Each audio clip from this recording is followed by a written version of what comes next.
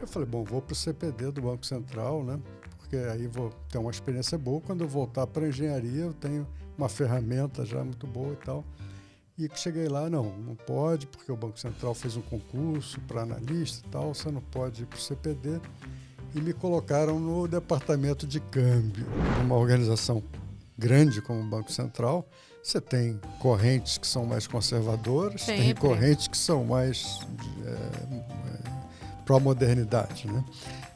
Mas certamente foi muito importante ter um líder, né, que é pró-modernidade. Temos aí alguns desafios novos, como projetos de internacionalização. Estamos conversando com banqueiros internacionais, porque a gente acha que só o momento que o banqueiro lá também começar a exigir, né, o selo dos seus correspondentes aqui, é que o ciclo vai se completar.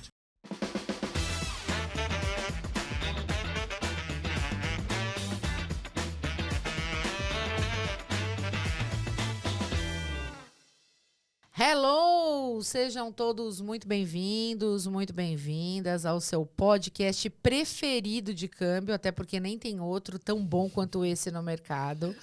Esse é o seu podcast Câmbio Desligo. Eu sou a Roberta Folgueral. Eu sou o Evandro Cassiano. E eu sou José Augusto Varanda. Uau! Então, vamos lá, que hoje trouxemos José Augusto Varanda para esta mesa. E, por favor, Evandro, faça as honras da casa, passando a ficha corrida, mais conhecida como Capivara do Varanda. Hoje eu tenho um problema. É muito grande? É muito grande, eu estou com resumo. Vai ser um desafio escolher a parte mais importante desse currículo. Exatamente. Já começa com a formação. Bora. Ele é engenheiro mecânico pela Universidade de Brasília. Pós-graduado em Economia Internacional e Comércio Exterior. Uau. Olha que fantástico. E a experiência profissional, que inclusive vai ser pauta aqui da conversa, porque ela é impressionante. Pelo Banco Central do Brasil, como assistente de divisão de operações, coordenador de divisão de planejamento, consultor especial na área externa, chefe adjunto de departamento de administração de reservas internacionais.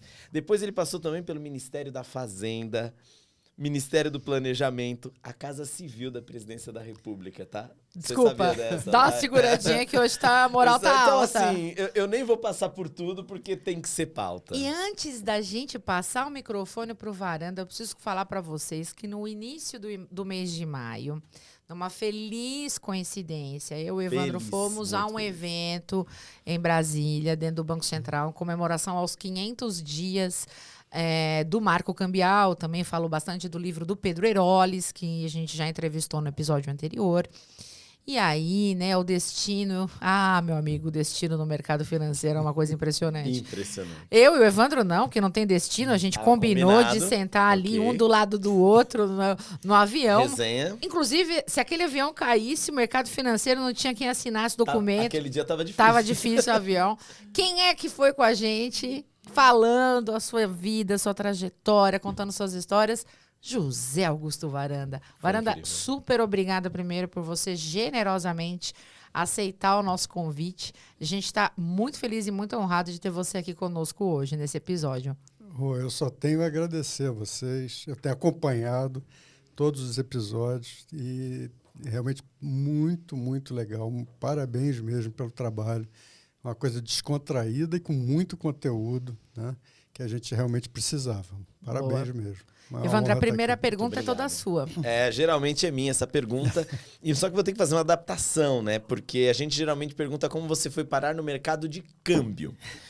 Só que você é muito mais do que câmbio, né? Você tem uma contribuição para o mercado financeiro nacional. Então eu queria falar um pouquinho já sobre a sua trajetória no Banco Central do Brasil, Varanda. Essa história interessante, sim, longa e ampla. Sim. Então comenta isso com a gente, por favor. A minha... Como eu fui parar no mercado de câmbio, acho que é importante falar, porque é uma trajetória talvez inédita, né?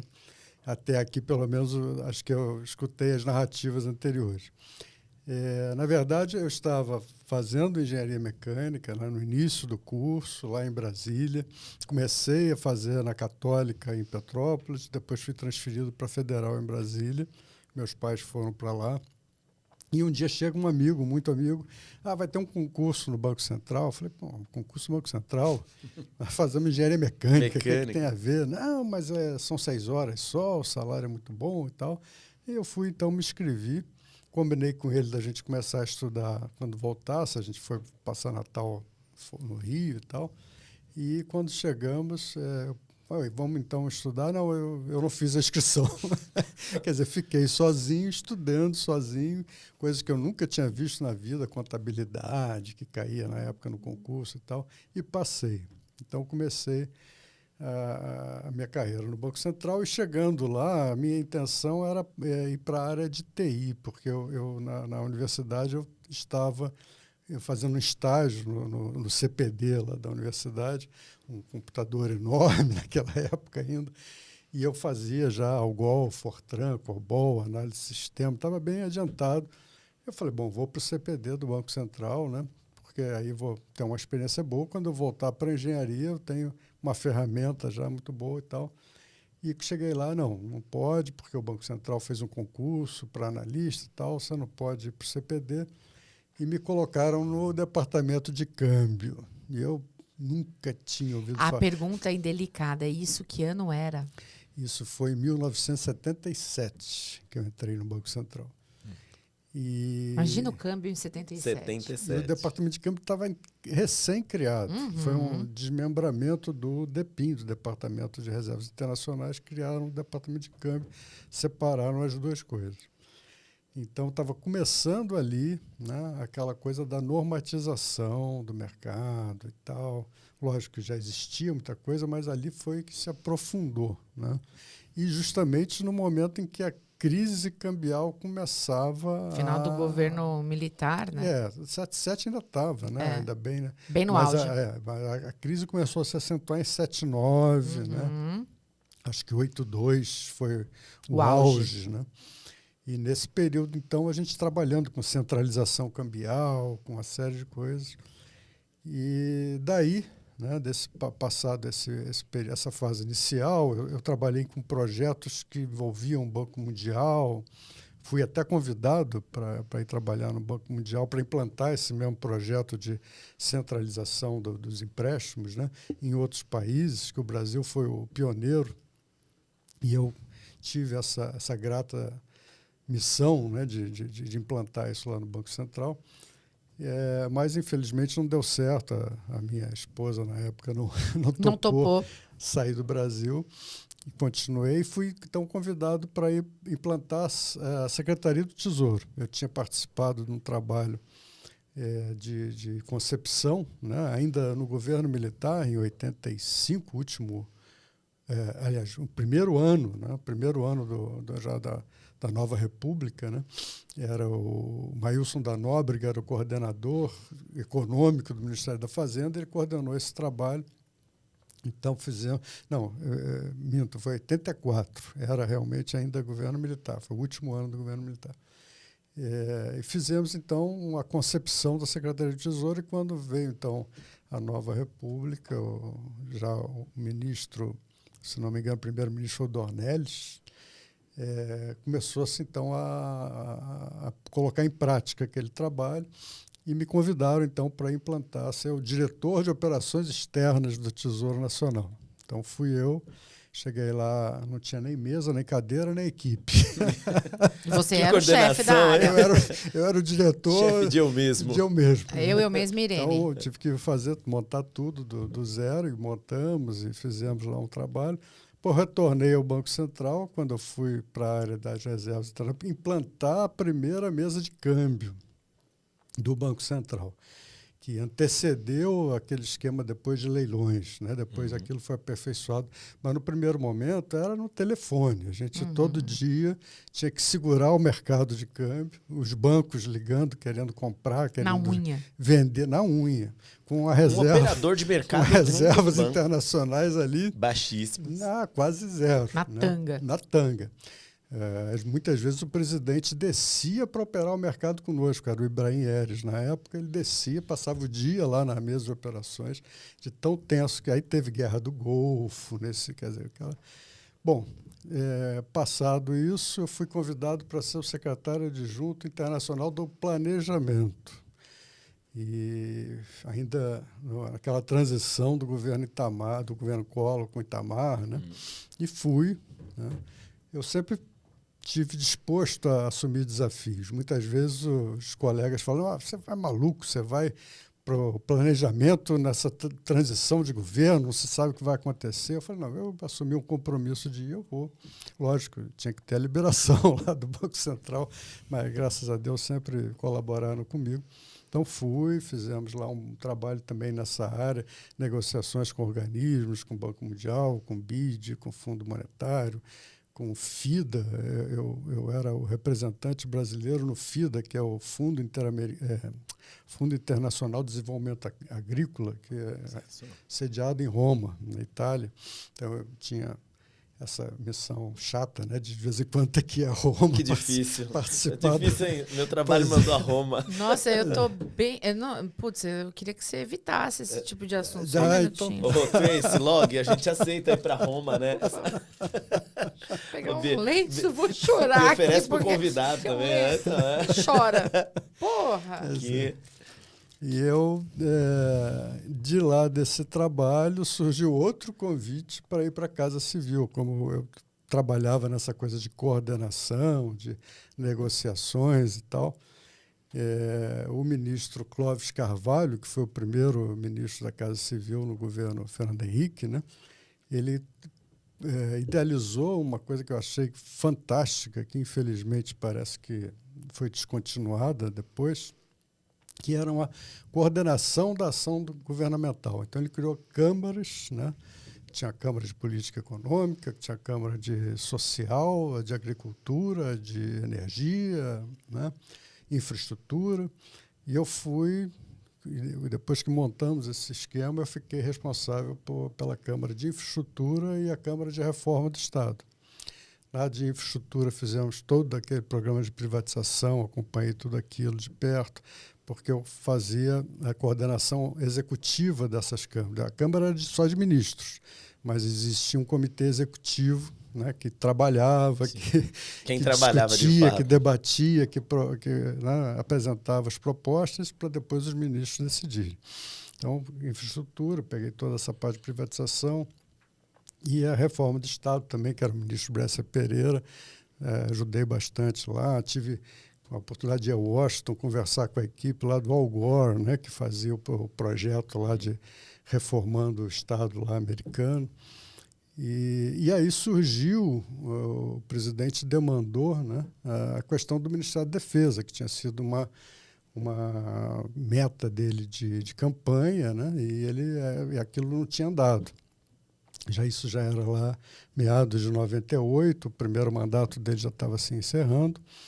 Então, o ministro Clóvis me pediu para colaborar com esse projeto e eu coordenei, então, também o comitê executivo, que criou-se uma Câmara especial, extraordinária, com todos os militares, o Itamaraty, o ministro da SAI, né, da Casa Militar, da Presidência, e eu coordenava o grupo executivo. Fizemos o projeto de lei complementar, o Fernando Henrique foi reeleito e aí o primeiro-ministro foi o Elcio Álvares e ele, em 6 meses, ele conseguiu aprovar o projeto no Congresso, projeto de lei complementar, com quórum qualificado, mas foi aprovado em 6 meses e, nesse período, eu fiquei assessorando ele para já montar a estrutura do Ministério. Então, quando o dia que o presidente sancionou a lei, ao mesmo tempo ele baixou o decreto no mesmo dia, já com toda a estrutura do Ministério pronta, né? E aí o pessoal chegou e falou, Varanda, agora você vai ter que ir lá fazer isso funcionar. Foi você que criou, agora vai ter que fazer funcionar. Então fui o primeiro secretário civil do Ministério da Defesa, foi uma experiência completamente fora da caixinha, né? Nunca imaginei, nem serviço militar eu fiz. E era equiparado a general 4 estrelas, a minha função lá. E os meus pares, né, todos eles tinham um brigadeiro 4 estrelas, um general do Exército 4 estrelas e um almirante 4 estrelas, que ocupavam as outras áreas do Ministério. E aí 4 anos eu fiquei lá. Interessante que quando eu estava lá na engenharia mecânica, né, ainda, eu tinha a ideia de trabalhar no setor aeronáutico. Apesar das minhas raízes, né, que terem me levado à questão da mecânica, que tinha muita ligação com o automobilismo, mas eu tinha vontade de trabalhar no setor aeronáutico. Quando ainda adolescente, 15 anos e tal, eu escrevia para as empresas, a Boeing, a Aerospatiale, não sei o quê, eu escrevia, fazia em inglês, cartinha em inglês, tinha uma máquina de datilografia, escrevia em inglês, mandava e recebia, ficava ali eufórico, né? Recebia, às vezes, mini posters, né, com aviões e tal. E nunca realizei isso, mas no Ministério da Defesa... Ficou pertinho. Fiquei tão perto que eu participei, por exemplo, daquela questão dos caças, fui à Suécia, fui ver a exibição do Gripen na Suécia e fiz parte do Conselho de Administração da Infraero durante 4 anos e da Embraer. Que legal! O sonho se realizou de outra forma, mas estava se realizando. Né? Você vê como é que são as coisas. Acho que quando você está disposto na vida, né, a enfrentar desafios, as compensações, as recompensas também vêm, né? Acho que elas são fruto, né, dessa disposição, desse trabalho, desse empenho que você faz. O Varanda, então é correto a gente afirmar que você, assim como todos os outros convidados da gente, você não planejou vir para o mercado financeiro. Graças ao seu amigo que perdeu a data na inscrição do concurso público, nunca tem uma história não assim, tem. Olha, peraí, eu quero traçar essa meta, eu vou seguir esse caminho, eu vou focar nisso. Não existe isso, né? A Karina, né? Foi a Karina, acho que teve aqui, ela queria ser caixa do supermercado, né? Porque ela queria andar de patins. De patins, olha, né? E veja, ninguém a grande aqui... maioria só quer dinheiro. Eu tá lá o episódio 0, olha lá. Tá lá no episódio 0, como eu vim, tinha contas para pagar, aqui cheguei, aqui fiquei, e acho que daqui não sairei. Né? Então, não é correto afirmar que bom que esse seu amigo perdeu, né? Porque teria virado um concorrente seu, mas que legal. Foi assim que você entrou. Cara, assim... Você já cogitou escrever um livro assim sobre essa trajetória, sobre esses causos? Eu até já cogitei, a minha esposa até me incentiva muito. Eu só não sei se vai ter leitor. Lógico que vai! Eu não tive também muito tempo de organizar isso, né? Mas até porque tem muitas histórias, muitas passagens. Meu Deus, então vai ter volume 1, volume 2, volume 3. A gente vai ter 1000 volumes para falar da vida do... Gente, vocês não têm noção. Assim, o voo de Brasília passou em 5 minutos com o Varanda falando. De São Paulo a Brasília, deu muito 5 minutos. Foi muito bacana. E ele estava ali conversando. O Varanda, assim, você que... Porra, você chegou lá em 1977, literalmente era tudo mato, né? Passou por diferentes momentos dentro do Banco Central. Como é que você está vendo o marco cambial hoje e essas novidades todas que estão chegando aí com a nova lei, que não é tão nova? Não, eu acho que foi um trabalho magnífico, né? Como nós vimos lá, inclusive no evento, foi um trabalho que começou lá atrás, né? Em 2014, mais ou menos, né? Os registros mostram lá isso. E que, evidentemente, com vamos dizer, o avanço, né, tecnológico, o avanço hoje, a disruptura, né, que nós temos visto em todos os campos, e principalmente também no mercado financeiro, a nova lei já nasceu um pouco, vamos dizer assim, atrasada. Uhum. Né? Agora, o grande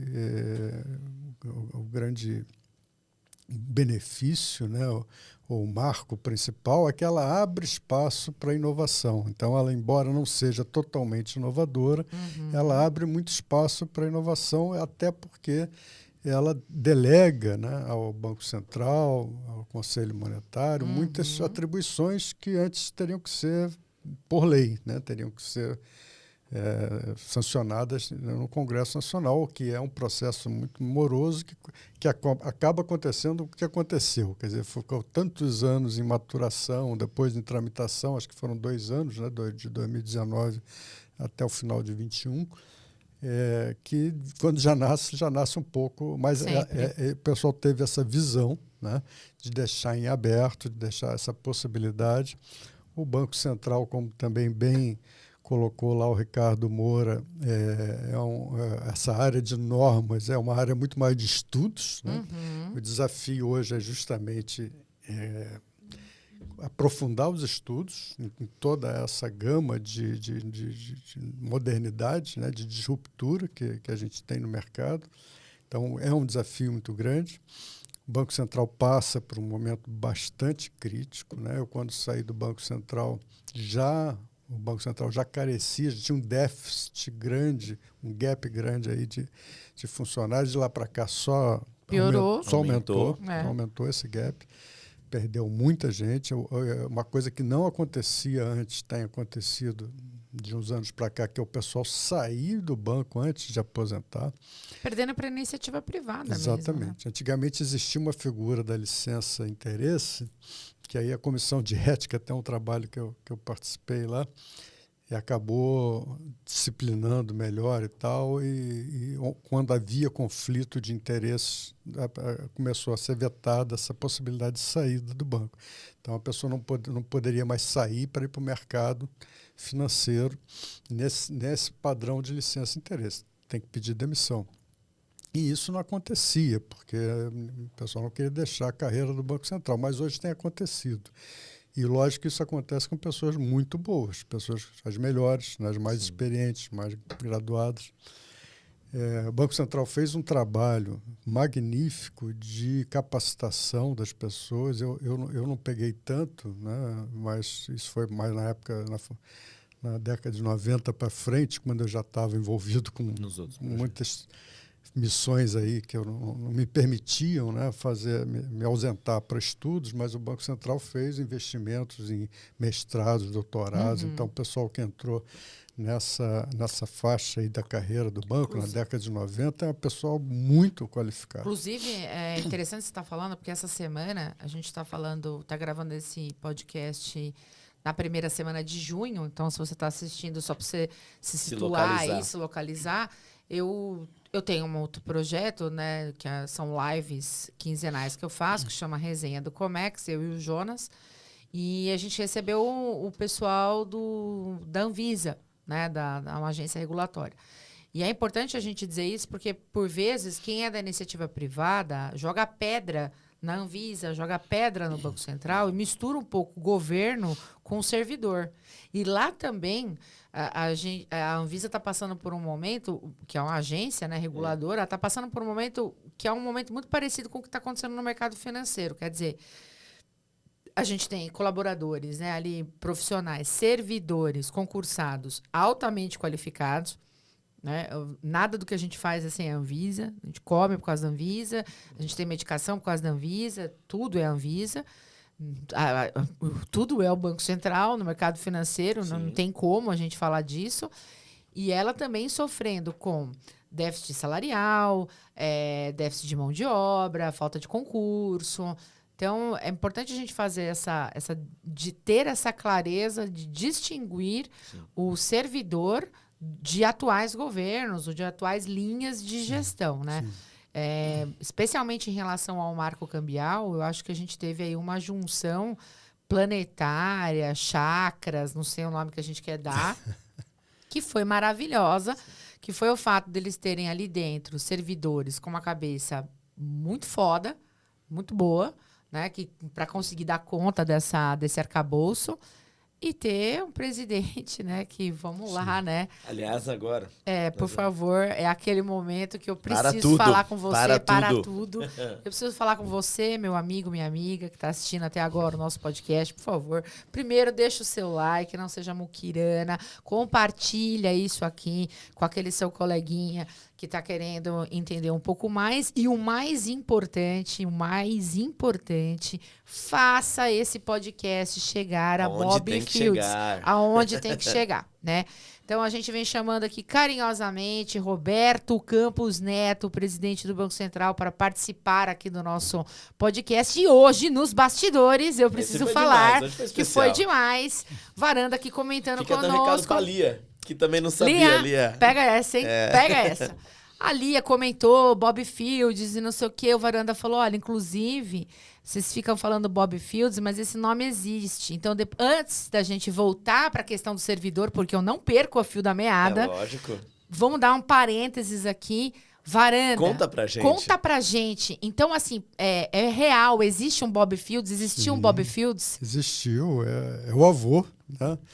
Do Roberto Campos Neto. O Roberto Campos, né, que foi ministro do Planejamento, mas o início da carreira dele foi diplomática, ele trabalhou na embaixada em Nova York, depois foi embaixador em Londres, né? E ele era conhecido como Bob Fields. Eu me lembro bem até que no dia do seu falecimento, os jornais estamparam morre Bob Fields. Puta merda, né, gente? Agora. Então, assim, RC, Bob Fields, Roberto Campos Neto, esse é o seu lugar, entendeu? A gente, sem saber, já estava remoendo ali uma história familiar do presidente do Banco Central. Então, fica a dica, ajuda a gente, né? Dá aquela forcinha, compartilha, faz isso chegar lá no Bob. Voltando, acho muito importante essa questão da gente separar a qualificação técnica dos servidores, e o que eu assim, percebo hoje no Banco Central é que literalmente vai começar a perder mais e mais e mais servidores, que são servidores exemplares, um nível de técnica assim surreal. Já começa, Roté, desculpa, sim, mas não, por favor. Pela questão do próprio concurso. Sim. Eu converso com alguns concurseiros, eles olham o concurso do Banco Central como um dos mais difíceis. Claro. É bem difícil.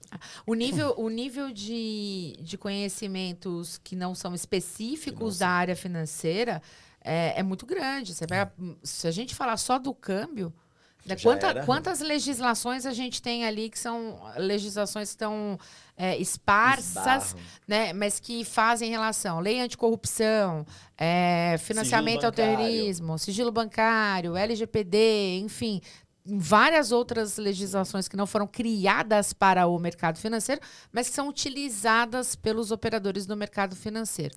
E você enxerga isso como um ambiente de oportunidade para mercado? Você enxerga isso como um alerta, porque também no mercado privado temos déficit de mão de obra? O que a tua experiência conta aí para a gente? Bom, antes eu queria retroceder um pouquinho. Fica à vontade, a casa sobre é sua. Essa questão da agência reguladora. Né? Esse foi um trabalho também que eu participei lá nessa câmara. Tá vendo? Se prepara, gente, porque é daí para pior. Assim, você participou de tudo. Nessa fase da reforma do Estado, né, que foi a fase onde surgiu essa... Não que surgiu as agências reguladoras, mas surgiu a força, né, para que essas agências fossem reestruturadas. Então, da Anvisa, ANAC. A ANAC eu participei do projeto. Né? ANEEL. Né? A ANAC foi construída na secretaria lá do Ministério da Defesa, inclusive eu que defendi esse projeto lá no Congresso Nacional. Agora, o que aconteceu nesse meio do caminho? Nós temos um sistema de centralização das contas no Tesouro Nacional. Né? E essa centralização, ela nivela todo mundo. Todo o setor público do executivo fica ali com a restrição orçamentária mais ou menos nivelada. Essas agências elas teriam que ter autonomia financeira, porque todas elas têm fontes próprias de arrecadação. Mas essas arrecadações acabam indo centralizadas no Tesouro. E elas não conseguem autonomia para gerenciar. Gestão de caixa, né? Gestão de caixa. Essa discussão está nesse momento, né? Inclusive no Banco Central, a autonomia financeira. Né? Então, eu sempre defendi, desde lá da ANAC, que houvesse autonomia financeira e, evidentemente, que o excedente, né, que não fosse necessário para a subsistência, para as funções da própria agência, seria repassado ao Tesouro. Sem dúvida. Né? Mas, infelizmente, por questões até hoje de desequilíbrio fiscal, né, isso não foi possível. Então, isso é um pouco assim o quadro que está por trás de toda essa crise que hoje enfrentam as agências reguladoras, que são importantíssimas, né? Sem dúvida. Porque elas não concorrem com a ação dos órgãos de níveis ministeriais. Ao contrário, elas, vamos dizer assim, desobrigam, né, esses ministérios e tal dessas funções mais executivas. E a função do dia a dia, né? Isso, e elas precisam estar up-to-date, né, com o que Sim. está acontecendo no mercado mundial, não só aqui. Naquele momento, né? Então, isso exige muita qualificação, exige investimento, né? O Banco Central, por exemplo, teve uma época que a gente não conseguia, eu trabalhando na área internacional, você não conseguia viajar para fora para participar de algum evento, de alguma coisa, porque o banco não tinha orçamento. Então, a área internacional ficava à mercê, às vezes, de um convite, o que era chato, né? Porque quando vinha de algum ente financeiro, né, supervisionado, ou mesmo de uma parceria, de coisas assim. E isso é importante a gente falar, principalmente para você que fica defendendo o Estado mínimo, que na hora que o calo aperta, não é assim. É esse pessoal que está pondo a mão no dia a dia ali que faz o calo desapertar. Sim. Então, a gente e essa mão de obra que foge para a iniciativa privada. Pois é. Sim. Então, Estado mínimo. Para de falar, de repetir groselha que você viu em algum lugar. Porque quando deu a crise do apagão, foram as agências que desenrolaram. O problema que São Paulo enfrentou com a crise energética, está enfrentando com a atual concessionária, todo mundo foi bater na porta da agência. Quando a gente teve o advento da pandemia, para conseguir aprova vacina, não aprova vacina, vai isso rápido, a gente teve a participação da Anvisa. No mercado financeiro, peraí que eu estou ficando descabeçudo aqui, peraí, não precisa cortar. Pode colocar a cabeça, não tem problema, vai caindo, porque o microfone é um horror. Quando a gente teve essa questão do marco cambial todo, é o pessoal que está pondo a mão na massa ali, é o servidor do Estado mínimo que você fala que é ruim. Sim. Então, separa governo, partido político, time de estimação, de a atividade do servidor qualificado tecnicamente para estar ali, porque sem ele apertando o botão, sem ele pondo a mão na massa, o negócio não anda. Não anda no comércio exterior, não anda para a Drex, que está aí, né? Todo mundo batendo boca, cadê o projeto? E agora vai, não tem mão de obra, foi adiado. E é um dos motivos. É isso, né? E eu quero cruzar para você começar a falar de Drex e dessas inovações também, Evandro. É uma coisa que a gente quer ouvir de você também, Varanda. Se isso tem alguma questão da gestão, a gestão da presidência do Banco Central, ou isso já havia um fomento dentro do Banco Central desde sempre das inovações, igual essas, que partem do regulador. Isso que é interessante, né? Geralmente as pessoas criticavam o regulador, dizendo o regulador é que puxa, é que impede a inovação. Agora tá ao contrário, né? Você tem PIX, DREX, você tem tanta inovação que está partindo. Isso já era um fomento interno, sempre foi, ou isso tem a ver com a gestão Roberto Campos Neto? Eu acho que é a conjugação dessas duas coisas. É lógico que numa organização grande como o Banco Central, você tem correntes que são mais conservadoras, tem correntes que são mais pró-modernidade, né? Mas certamente foi muito importante ter um líder, né, que é pró-modernidade, que quer, vamos dizer assim, que o Banco Central esteja atualizado com tudo isso. O grande desafio é justamente esse, né? Que isso exige muito estudo, muita qualificação, inclusive em termos internacionais, né? Quer dizer, como é que você troca, né? Efetivamente uma troca produtiva se você está aqui. Hoje você tem, obviamente, esses meios de comunicação que nós não tínhamos antes, mas mesmo assim é diferente de você estar lá, né, visualizando, vendo, pegando ali junto com o pessoal na massa e tal, para conhecer. Eu tive muitas oportunidades durante a minha vida profissional de fazer isso, né? Acho que eu mencionei até naquele nosso papo. Quer dizer, durante aquela primeira fase no Banco Central, eu ia visitar os projetos, que o pessoal era obrigado a manter as divisas depositadas no Banco Central, e era o meu setor, o setor que eu coordenava, que liberava. E como é que eu ia liberar dinheiro se eu não conhecia o projeto, né? Então, eu ia lá conhecer o projeto, fui muitas dessas grandes obras de engenharia daquela época e tal. Então, eu acho que é isso. Você sem ir lá ver, conhecer... Raiz. KYC Raiz. Visita. KYC Raiz, né? Exatamente. Você esteve lá? Sim. Mas você imagina também alguns valores que a gente tá falando, né? Mas assim, é o KYC, você esteve lá, você viu? Sim, eu vi. Era tão raiz que eu ia no chão de fábrica conversar lá com o pessoal que estava executando a coisa. Que bacana. Então, eu acho que é isso. Acho que foi uma conjunção desses fatores, né? E que, de fato, a liderança do Roberto fundamental.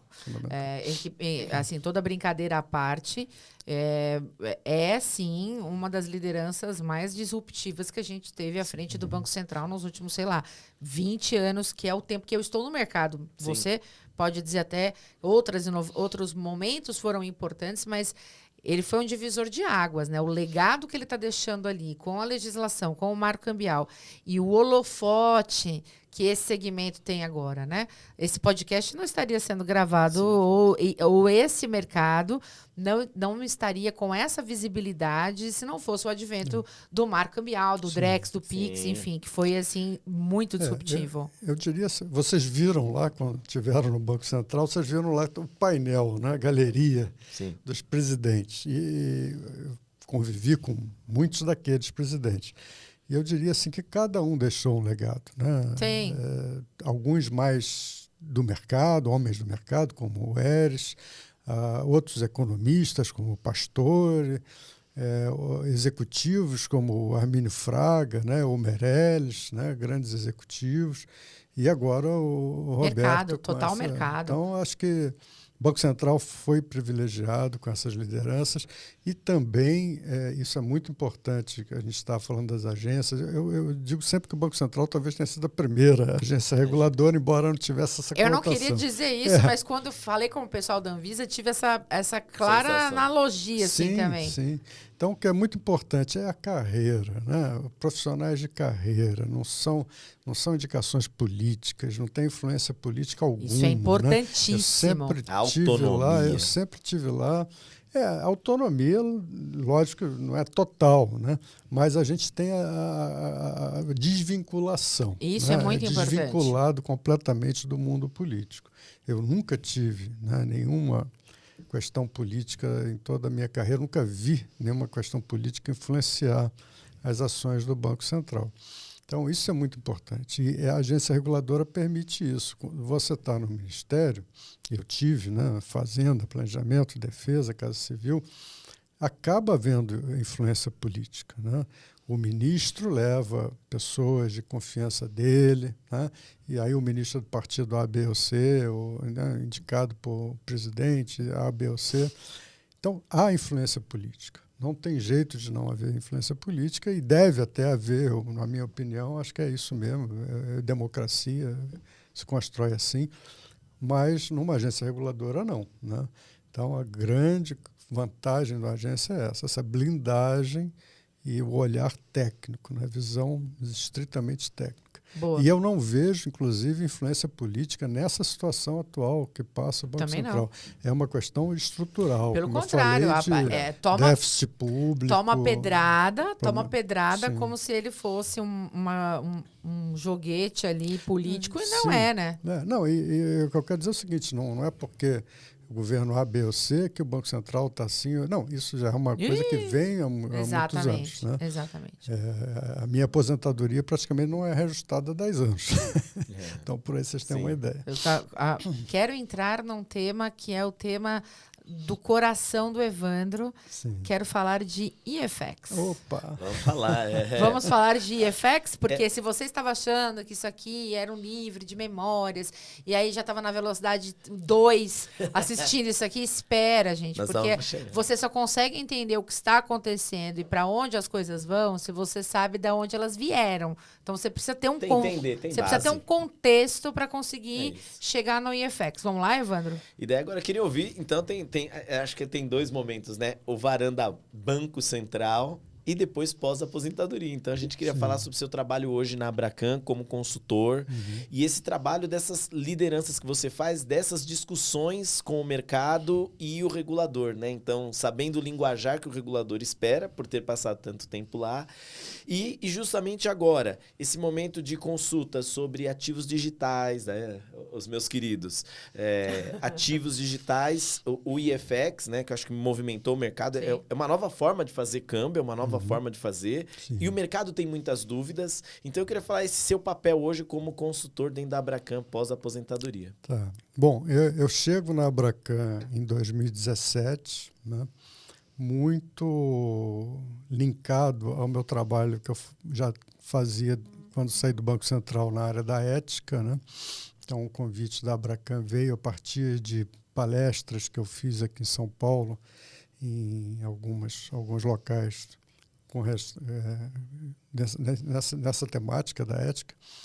E a Kelly me conhece, então, nesse momento, me chama para fazer um trabalho lá focado, a princípio, nisso, mas a coisa foi crescendo. Chego na Abracan justamente no momento em que estava sendo feita a transição, né, de uma associação que era de corretoras e passa a ser uma associação de câmbio, né? Então, agregando... Mudou o jogo, lá, né? Mudou o jogo. Já existiam alguns bancos, mas aí esse leque se ampliou. Para você ter uma ideia, nós tínhamos 30 e poucos associados quando eu cheguei, hoje nós estamos com mais de 100, né? Tô chegando lá, tá? A Log Comex está se associando, tá? Bom, essa semana a gente deve se associar lá. Isso aí. Bom, e aí também queria fazer um parêntese, deixar claro que qualquer opinião que emita aqui... É o Varanda. É Varanda, né? Não aliás, é exatamente a opinião da Abracan. Sendo deselegante, até para vocês saberem, a Kelly, que é a presidente da Abracan, é uma das próximas convidadas, estará nas próximas edições, já nas próximas, e assim como a Febraban também virá para encerrar a primeira temporada do podcast. Então, eu sei que é uma opinião Varanda. Não está representando, a Abracan será devidamente representada pela Kelly. Isso. Mas aí, então, colaborei com certificação profissional, né, parceria com a FGV, construção da comissão de ética, canal de denúncia, até que 2020, com a 3978, né, chega a 3978, o Banco Central edita, até vocês devem lembrar que ele editou para vigência em junho, editou em janeiro para vigência em junho, com a pandemia prorrogou para outubro, né?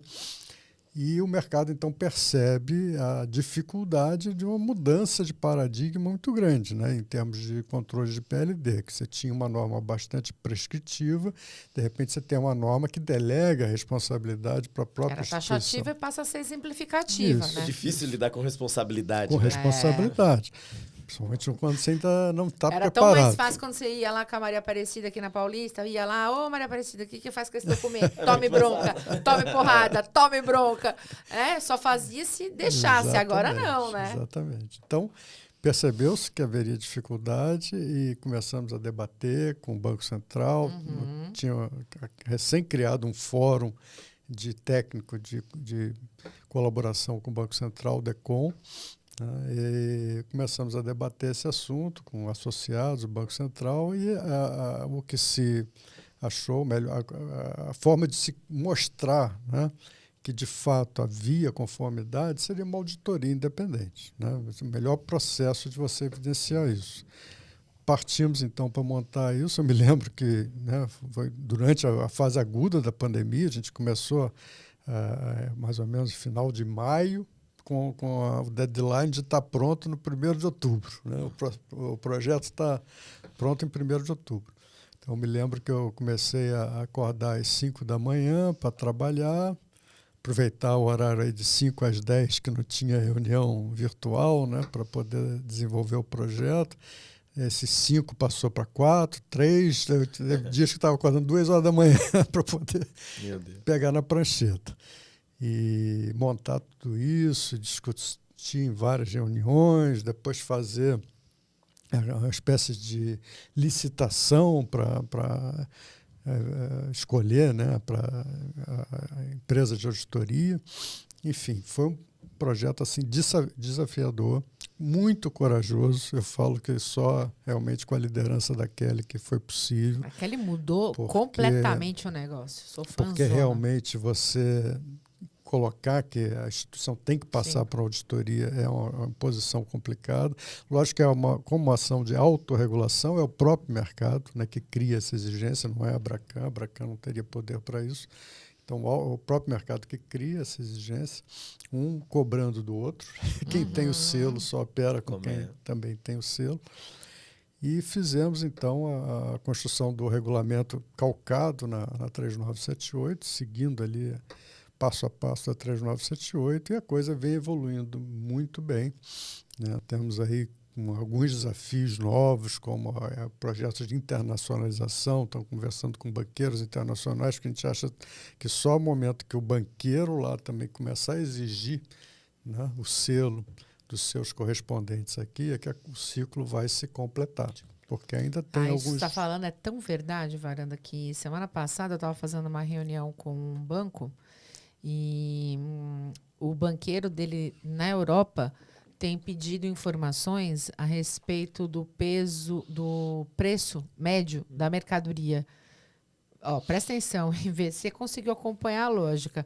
O importador está comprando um negócio lá fora, a instituição financeira está fechando o câmbio, o banqueiro que está liquidando lá em euros quer saber se a instituição financeira no Brasil fez due diligence para entender se aquele importador está fazendo sub ou superfaturamento, porque identificaram, né, lavagem no preço da mercadoria. Então, a mercadoria até vai, então não é questão de não ela entregar. existe, ela foi importada, ela só que está superfaturada. Só que ela pode estar sub ou superfaturada para esconder algum ilícito financeiro. Então, ter o selo, ter esse nível de detalhamento no processo também coloca o Brasil numa outra posição na mesa, né, Varanda? Sim. Não, você veja que o GAFI, né, nós tivemos a grata felicidade, a oportunidade de apresentar a missão do GAFI durante o processo de avaliação do país, que ocorreu, lá, acho que em março de 22, né, que o relatório só foi publicado agora, mais recentemente. Apresentamos, então, inclusive já com relatório, né, do fechamento do primeiro ciclo e tal. E eles consideraram isso e fizeram menção no relatório como sendo um dos elementos que contribuiu para a melhoria que eles, de fato, conseguiram avaliar aqui no nosso mercado de câmbio. Um segmento que, pela avaliação nacional de riscos, a primeira, né, que o Brasil produziu, foi considerado de mais alta vulnerabilidade ao risco de lavagem de dinheiro. Exatamente. Então, esse reconhecimento do GAFI foi muito importante. Agora, voltando então à questão do FX, né, da modernidade, não só FX, mas tudo isso. A grande preocupação realmente é exatamente com essa questão da lavagem de dinheiro. Acho que é um instrumento importantíssimo, o desenvolvimento dele, enfim, a oportunidade que foi dada.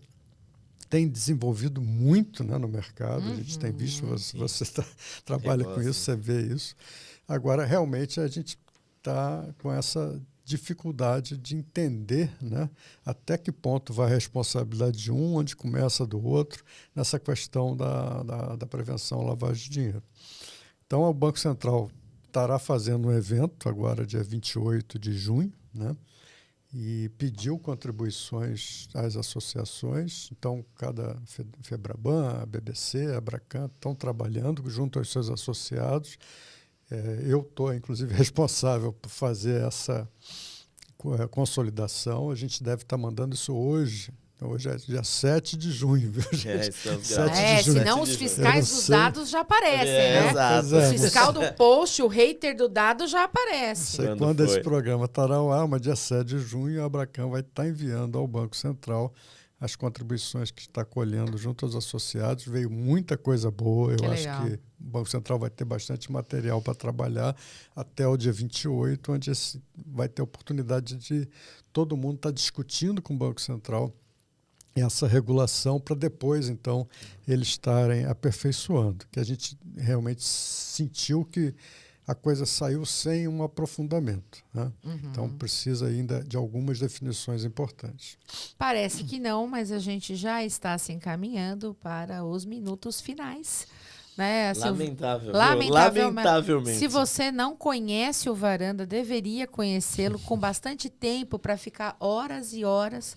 Eu queria te dizer que quando voltei da viagem em Brasília, fui tomar um vinho à noite com meu marido. Eu falei assim: você não sabe, eu vou convidar 2 pessoas para virem aqui em casa. Um é se o Evandro não presta mesmo, ele vai. Mas vai. Vai mesmo, porque arroz de festa, ele vai. Você, falei.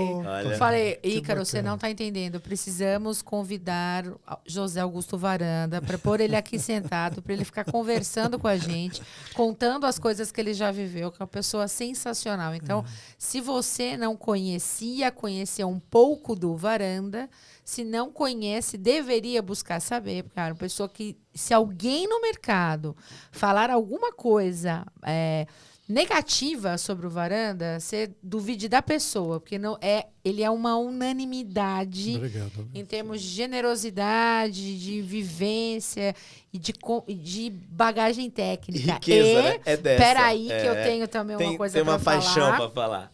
Isso que é uma pessoa tão interessante, Olha, né, Roberta? presta atenção. A riqueza da pessoa. No meio cultural. da viagem, né? No meio lá da 1h e pouco, do café que a gente tomou lá em Brasília, acabei conversando com o Varanda, minha paixão por carros, né? Fui criada dentro de uma oficina mecânica, meu pai gosta muito de carros.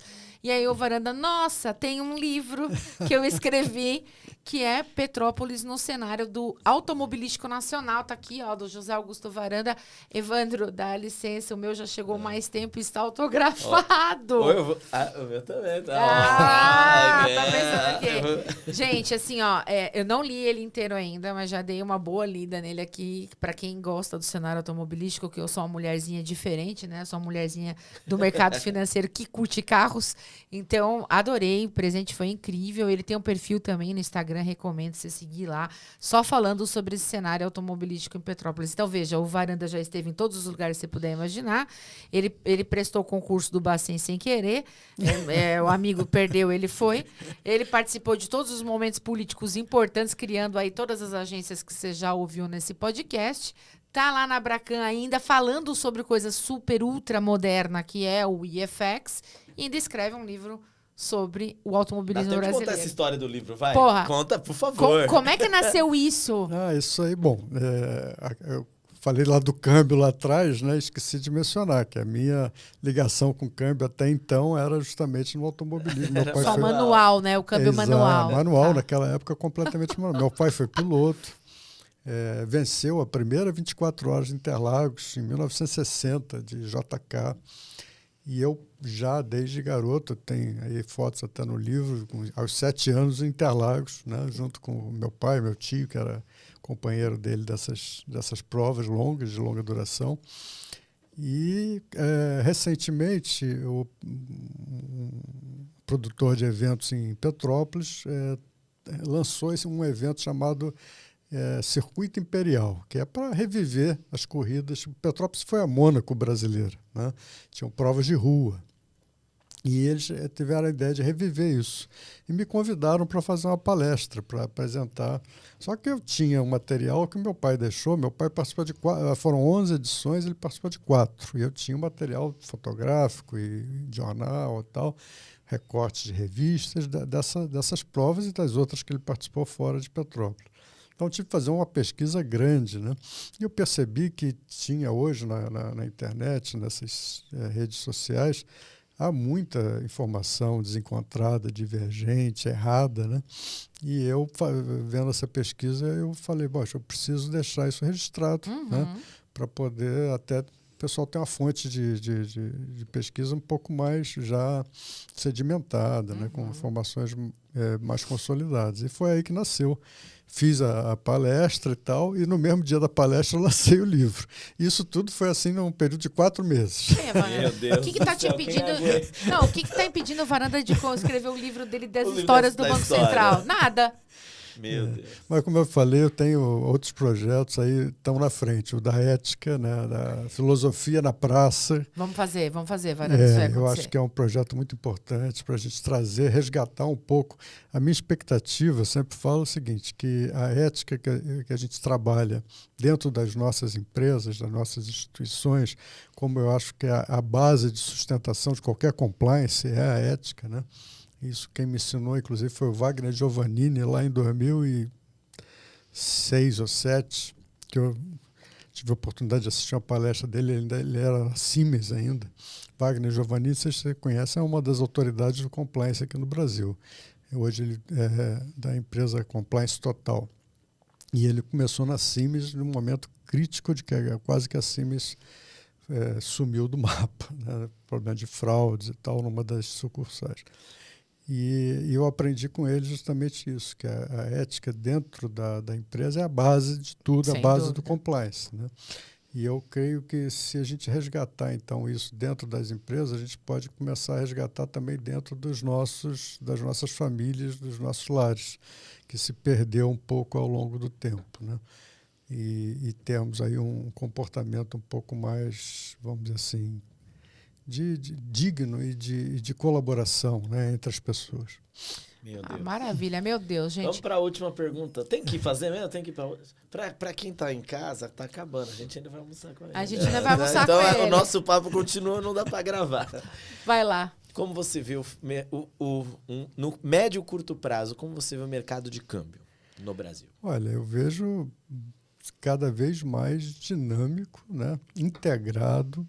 Uma coisa que está acontecendo muito bacana hoje é que aquilo que antigamente era concorrente agora está virando parceiro, né? Essas parcerias são muito importantes. Então, o ambiente é propício realmente a haver uma dinamização e um aumento muito grande nessas trocas internacionais, propiciar negócios, investimentos, né? Também na parte comercial, né?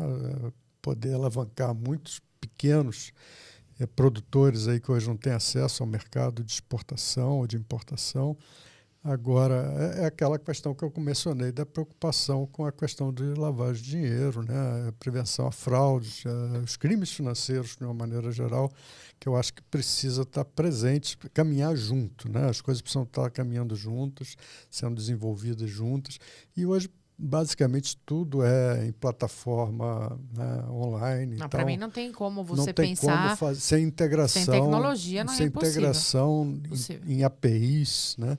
As instituições estarem trabalhando na mesma API. E quando a gente fala isso, eu assim, quero pôr uma pitada de uma questão prática, né? A gente fala de API, fala de tecnologia, e aí eu vejo que o gestor o autogestor mesmo, de banco, de corretor, às vezes olha com um pouco de desdém, sabe? Para isso, como se isso fosse uma coisa para facilitar a vida dos outros, enfim. Você só escala esse negócio, só deixa esse negócio calibrado com a tua matriz de risco, com a tua ABR, com tudo que você tem que fazer, se tiver tecnologia. Na última semana, acho que eu escrevi 5 posts falando sobre isso. Não tem outro caminho. Assim, não dá para você pensar em FX, em volume, bet, né? Falar de jogos, falar de, enfim, de quaisquer outras operações que estão surgindo aí de novidades, se você não tiver tecnologia. É tecnologia para saber quem é o cliente, o que ele consome, da onde ele consome, qual que é o perfil de compra, de risco, de crédito. Não é só tecnologia, gente. Não é um link que é um formulário do Google que o cliente vai lá, preenche, sobe documentos e o João e a Maria lá no back que lute para descobrir se aquilo é verdadeiro ou não. Tá? Tecnologia mesmo, de dados. Não consigo ver outra saída. Se alguém, inclusive, não concordar com isso, comente aqui, não tem problema. Comenta aqui no vídeo, vai na rede social e fala, não, panfletando a Paulista eu consigo muitos clientes idôneos, inclusive, né? Ensina nós. Vou lá na 25 de março e fico coletando envelopes de documentos, né? Da 25 de março, região de comércio popular, sabidamente de importadores de fontes muitíssimo duvidosas, né? Se você acha que tem, que dá, por favor, bem. Conta pra gente como é, porque até agora não consegui fechar esse racional, entendeu? Para mim é essa a lógica da tecnologia. Sim. Varanda, que episódio, que hein? episódio épico, outro episódio épico. Outro. E esse, gente, vocês estão assistindo gravado numa sexta-feira aqui no estúdio da Let's Media. E ele vai ao ar na terça. Na terça. Não estranhe isso, tá? Que os meninos estão aqui nos bem bastidores próximo. trabalhando na madrugada inteira, né? Então, matar, a gente Né, vai vão gravar. gravar hoje, mas vai gravar mais. Então, Varanda, deixar aqui o nosso agradecimento, a sua generosidade, a sua amizade, você ter aceitado. Eu que agradeço, Roberto. Muito obrigada mesmo, viu? Eu que agradeço a vocês. Mais uma vez, parabenizo pelo excelente trabalho que vocês estão fazendo. Muito importante, acho que, para o nosso mercado, muito importante para a gente estar, como eu falei, né, integrando essas parcerias. Né? Uma coisa muito importante. Isso aí, obrigada, Evandro, por dividir a mesa. Sempre. Você que ficou até aqui, o nosso muito obrigada, o nosso muito obrigado. E a gente se vê no próximo episódio. Câmbio e desligo.